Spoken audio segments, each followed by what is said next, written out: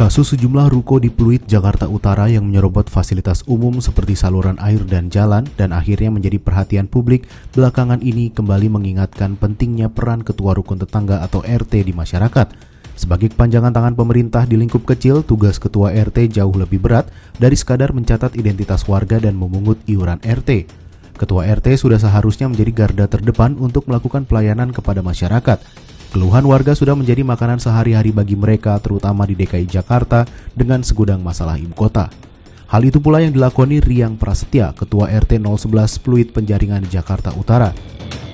Selama 4 tahun terakhir, ia disibukkan dengan keluhan warga atas bangunan ruko yang mengokupasi jalur pejalan kaki dan selokan di Jalan Niaga, Blok Z4 Utara dan Z8 Selatan.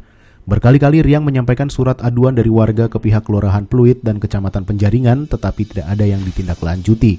Hingga akhirnya media sosial yang membuat aduannya didengar.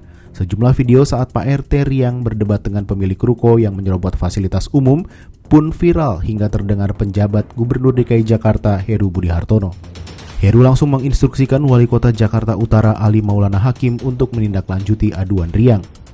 Riang senang aduannya akhirnya ditindaklanjuti pemerintah meski terlambat dan oknum di balik pembiaran penyerobotan Fasum sejak 2019 belum diproses. Peristiwa ini diharapkan bisa menjadi momentum agar semua ketua RT bergerak menegakkan aturan di wilayahnya, khususnya penataan kota agar lebih baik. Bahwa permasalahan ini kan timbul sejak tahun 2019, saya mulai melaporkan kepada tingkat Kelurahan Pluit dan Kecamatan Penjaringan. Terus saya lanjutkan lagi surat kedua di tahun selanjutnya, di 2020, di 2021, bahkan di 2022, saya 3 kali mengirimkan surat.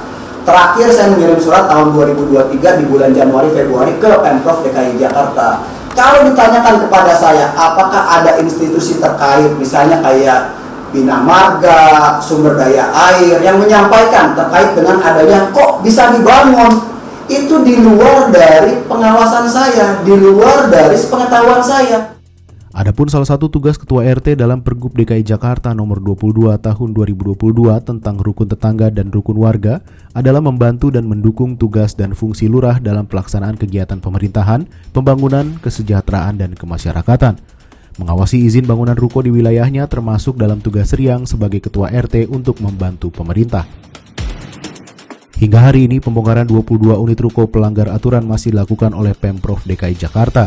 Menurut Kepala Satpol PP DKI Jakarta Arifin, pembongkaran akan selesai dalam 2 pekan. Ia pun membantah ada oknum ASN yang membiarkan pelanggaran oleh pemilik ruko terjadi.